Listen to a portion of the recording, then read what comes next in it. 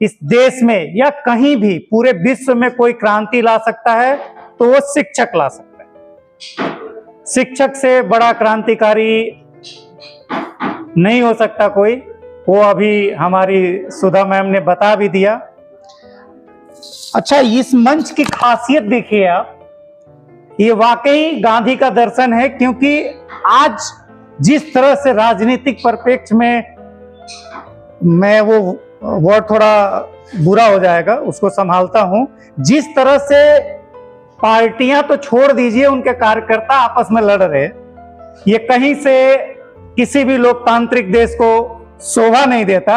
लेकिन हमारे मंच पर उत्तर प्रदेश के सभी पार्टी के प्रतिनिधि बैठे हुए हैं, तो एक बार जबरदस्त क्लैपिंग इस बात के लिए होनी चाहिए हमारे बीच इस मंच पे, क्योंकि हम गांधी के दर्शन की बात कर रहे हैं, तो बिल्कुल यहाँ पे वो बात हो ही नहीं सकती है कि कोई अपना कोई पराया। ये पूरा देश अपना है, हम सब देश के हैं, देश हमारा है।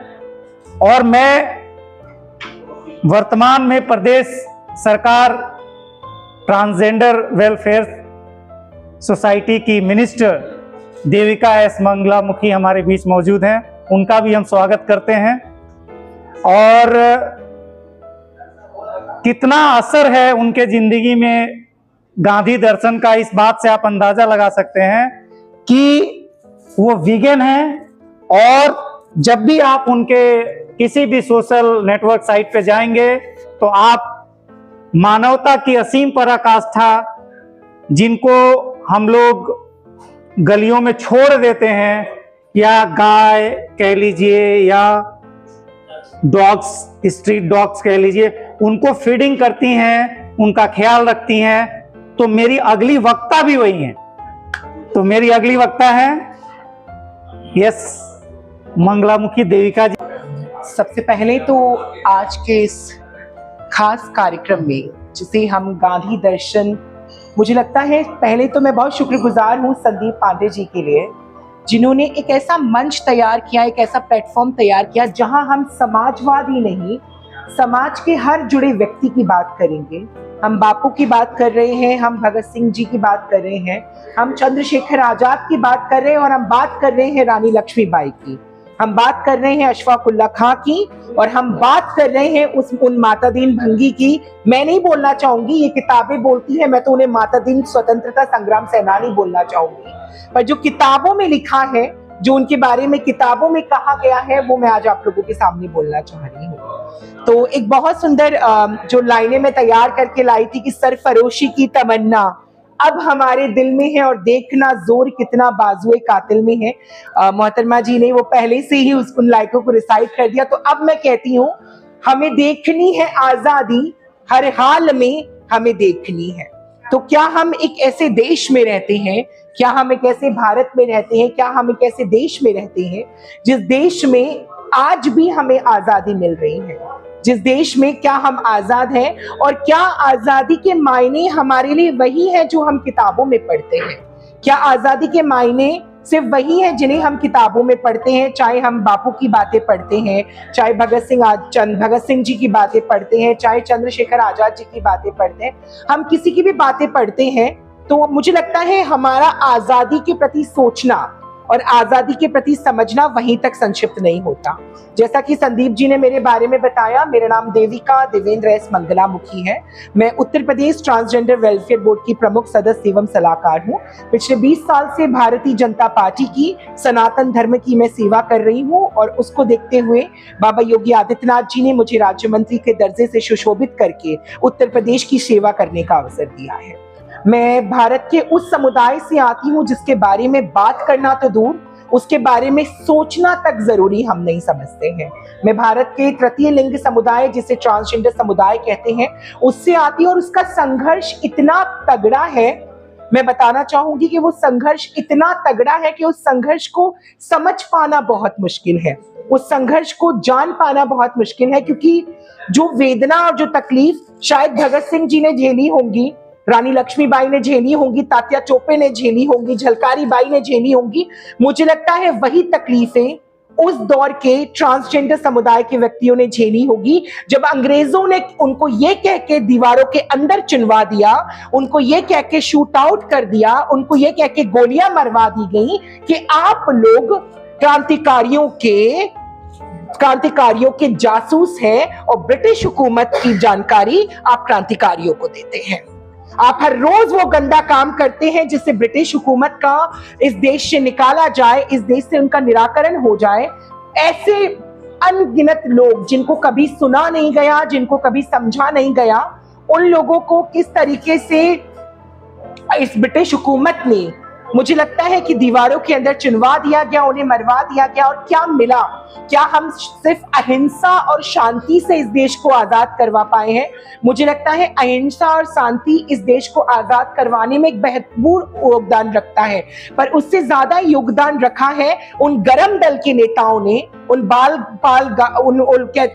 गंगाधर तिलक जी ने, उनने और उस पूरे गरम दल के नेताओं ने बस, और उसके साथ साथ हमारे भगत सिंह जी ने, चंद्रशेखर आजाद जी ने। मुझे लगता है आजादी इतनी सरल नहीं थी कि हम उसे पा पाते। आजादी पाने के लिए सिर्फ अहिंसात्मक तरीके से ब्रिटिश हुकूमत के सामने बैठ जाना और बस ये कहना कि हमको आजादी चाहिए, और नमक बना देने से खादी बनाने तक की यात्रा से मुझे लगता है आजादी मिलना संभव नहीं था। आजादी मिलना तब संभव था जब काकोरी कांड हुआ। आजादी मिलना तब संभव था जब इस देश में कितने सारे अंग्रेजी हुकूमतकारों को, ब्रिटिश सरकार के नुमाइंदों को, उन अफसर्स को भरे बाजार में गोली मारना और खुद शहीद हो जाना।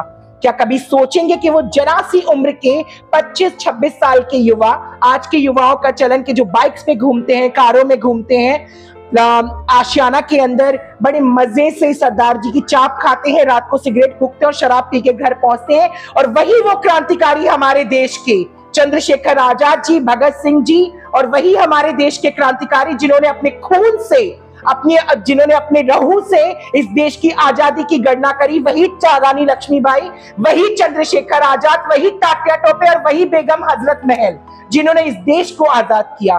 तो मुझे लगता है आजादी सिर्फ शांति से नहीं मिली है, आजादी अहिंसा से नहीं मिली है। आजादी को मिलने के लिए कई शूरवीरों ने अपने आप को बलिदान दिया है, तब हमें आजादी मिली है। तो मैं यही कहना चाहती हूँ, हम याद करें, हम मनन करें। आज हमारे पास सारी सुविधाएं हैं, आज हमारे पास सारी ताकतें हैं, आज हमारे पास सब कुछ है, पर हम भूल चुके हैं आजादी के उन मायनों को। हम भूल चुके हैं आजादी के जो बिगुल बजाया गया, जो अलख जगाई गई उसको, और हम भूल चुके हैं उन क्रांतिकारियों को। क्योंकि बड़ी बड़ी पोस्टें हम देखते हैं कि बबीता चौहान जी राज्य महिला आयोग की अध्यक्ष बन गई, पर क्या कभी किसी ने देखा कि चंद्रशेखर आजाद जी के शहीदी दिवस पे कोई एक स्टेटस लगाता है?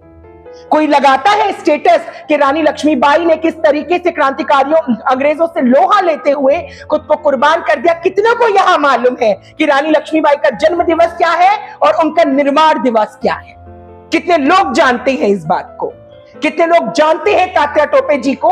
कितने लोग जानते हैं नाना साहब की कुर्बानी को? हम भूल चुके हैं, क्योंकि सब मजे से मिल रहा है, सब आसानी से मिल रहा है, और आधुनिकता के युग में हम पीछे का भूल गए। और ये बात ध्यान रखिए, अगर हम अभी ना संभले तो वो समय दूर नहीं कि दोबारा से ऐसे हालात हमारे देश में फिर आ जाएंगे। तो संगठन बना के रहें, संगठित रहें, और समाज का हर एक व्यक्ति, चाहे वो कम गरीब हो, अमीर हो, ऊंचा हो, नीचा हो। कल मैंने एक साहित्य समारोह का आयोजन किया लखनऊ के अंदर, जिसका नाम था समावेश, सभी वर्गों का समावेश साहित्य के द्वारा। तो बड़े सुंदर, कल हमारे साथ संदीप जी थे, तो वहां पे ट्रांसजेंडर लेखक थे, वहां महिलाएं लेखिकाएं थी, और वहां पे ऐसे शोर मचाते हुए श्रोता भी थे कि जो हमारे गले को दर्द पहुंचा रहे, पर उनका शोर नहीं शांत हो रहा है। तो मुझे बड़ा अच्छा लग रहा है कि यहाँ पे हम अपना समय दे रहे हैं, पर लोगों को मजा आ रहा है गुफ्तगू करने में। तो गुफ्तगू तो बाद में भी हो सकती है, कृपया शांति बनाए रखें या हम लोगों को अलविदा कहने की इजाजत दें। तो मैं अपनी बातों से बस यही कहना चाहूंगी, हम भूले नहीं, हमें बापू के बनाए हुए सिद्धांत पे, जैसा कि संदीप जी ने कहा, मैं बापू से इतना ज्यादा प्रेम करती हूँ। मैं अपने पूरे जीवन में सिर्फ खादी के अलावा कुछ नहीं पहनती हूँ, मैं हैंडलूम पहनती हूँ। और जब से मैंने होश संभाला है उस दिन से बापू का बनाया हुआ चरखे का सूत मैंने पहना है। आज भी जो मैं पहनी हूँ ये राजस्थान का प्रसिद्ध चरखे का बना हुआ कोटा डोरिया की साड़ी है, जिसको मैंने पेयर किया है खादी के कॉटन के ब्लाउज के साथ। तो यही तो हमारा गौरव है। बापू हमारी आस्था, बापू हमारा विश्वास है। और वो कहते हैं ना कि जब तक सूरज चांद रहेगा महात्मा गांधी हमारे बापू का नाम रहेगा। तो बापू को प्रणाम करते हुए, और मंचासीन जितने भी महानुभाव बैठे हैं, मैं आप सभी को प्रणाम करती हूँ। जो मुझसे बड़े हैं उनको चरण वंदन करती हूँ। और एक सवाल आप लोगों के बीच में छोड़ के जाती हूँ, क्या आजादी उन लोगों की वजह से मिली या आजादी उन लोगों से मिली जिनको इतिहास के पन्नों से मिटा दिया गया? मेरे जैसे लोग जिन्होंने अपने आप को भरे चौराहे पे गोली खा के, अपने परिवारजनों को दीवारों में चिनवा के शांत हो गए, पर किताबों में आज उन्हें इतनी सी जगह नहीं मिली है। कितने ट्रांसजेंडर समुदाय के क्रांतिकारियों की किताबें और कहानियां आप अपनी किताबों में पढ़ते हैं? ये सवाल मैं आज से कहती हूँ। और संदीप जी के माध्यम से, और यहाँ जितने भी लोग पत्रकार हैं, रिसर्च करिए और देखिए कि वो तवाइफे जिन्होंने कोठों में मुगलों के लिए, नवाबों के लिए महफिल सजाई, जिन्होंने अंग्रेजों से लोहा लेने के लिए अपने घुंघरू बेच दिए, वो ट्रांसजेंडर समाज के लोग जिन्होंने दर दर बधाई मांगते हुए अपनी ढोलकी और अपनी तालियां बेच दी, हम उन्हें भूल चुके हैं। हम उन्हें भूल चुके हैं। और मैं एक बात आपसे जरूर कहना चाहती हूँ कि लोग कहते हैं ना कि हिम्मत मर्दा तो मदद दे औरतें और मदद दे खुदा, पर आज इस कहावत को मैं और तरीके से चरितार्थ करती हूँ कि हिम्मत औरता तो डबल मदद दे खुदा। तो औरतों में बड़ी ताकत होती है। और मैं अपने आप को एक ट्रांसजेंडर महिला के रूप में परिभाषित करती हूँ। तो मुझे लगता है आजादी की अलख में सिर्फ महिलाओं का ही, पुरुषों का योगदान नहीं था, मुझे लगता है महिलाओं का डबल योगदान था। और आजादी की अलख के साथ साथ एक प्रश्न मैं आप लोगों के बीच में छोड़ के जाती हूँ। आज भी सोचिए हम किस ओर जा रहे हैं। हमें हमारे देश में, हमारे अगर देश को हमें फिर से विश्व गुरु बनाना है तो आपस में लड़ाई ना लड़ते हुए जो एकजुटती और समानता का भाव है, अमन और शांति है, वो हमें दिखाना है। हम सामने वाले को नहीं बदल सकते, वो तो जैसा है वैसा करेगा। उसको एक पशु को काटना है वो काटेगा, उसको मांस खाना है वो खाएगा। पर चूंकि हम अपने जीवन में बापू के अहिंसात्मक रूप को चले, उन 24 तीर्थंकरों के विचार में चले, सनातन धर्म के मुक्तकाशी उपनिषद में चले, भगवत गीता श्री रामचरितमानस में चले, मुसलमानों के कुरान मजीद में चले, जिसमें सूरे आयत नंबर 16 और सूरे नूह की आयत नंबर 14 में लिखा है कि अगर किसी का गला काटते हो तो वैसा गला तुम्हारा काटा जाएगा। हम बाइबल में चले, जो क्रिश्चियन, जो हमारे ईसाई धर्म की बाइबल है, जिसमें एक सबसे बड़ी आज्ञा दी गई है 10 आज्ञाओं में से कि तू कभी हत्या ना करना। और हम चले गुरु ग्रंथ साहिब में, गुरबानी में, जहां पे 10 गुरु ने कहा है कि खुद को नौछावर कर दो पर सामने वाले की जान बचा लो। तो कहां से हम मांस खा सकते हैं, कहां से हम हत्या कर सकते हैं?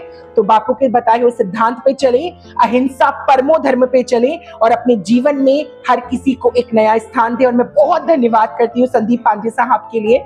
थोड़ा लेट हो गई क्योंकि मुझे राजाजीपुरम से आना था और आज गाड़ी नहीं थी, क्योंकि हम सरकार में हैं, हम सरकारी चीजों का उपयोग कम करते हैं। मुझे भी इनोवा प्राप्त है, पर मैं उस ड्राइवर को बोलती हूँ कि जब मैं सरकारी दौरे पे जाऊंगी तब तुम आना। एक आवाज दिया है सरकार ने, उसमें भी मैं बराबर बिजली का बिल देखती हूँ कि ज्यादा ना हो जाए, सरकार पे बर्डन ना आ जाए, क्योंकि सरकार ने जो सेवाएं दी हैं, सुविधाएं दी है, वो जनहित के काम के लिए दी है, ना कि व्यक्तिगत हित के काम के लिए। तो ऐसी बात मैं रखती हूँ और मैं बहुत धन्यवाद करती हूँ मेरे हृदय सम्राट, मेरे प्रभु, मेरे प्राण नायक बाबा योगी आदित्यनाथ जी का, हमारे यशस्वी प्रधानमंत्री श्री नरेंद्र दामोदर मोदी साहब का, सतीश महाना भाई साहब का और सुनील जी बंसल साहब का, जिन्होंने मुझे देविका बनाया, एक भीख मांगने वाली देविका को राज्य मंत्री के दर्जे तक पहुंचाया। उसके लिए आप सभी को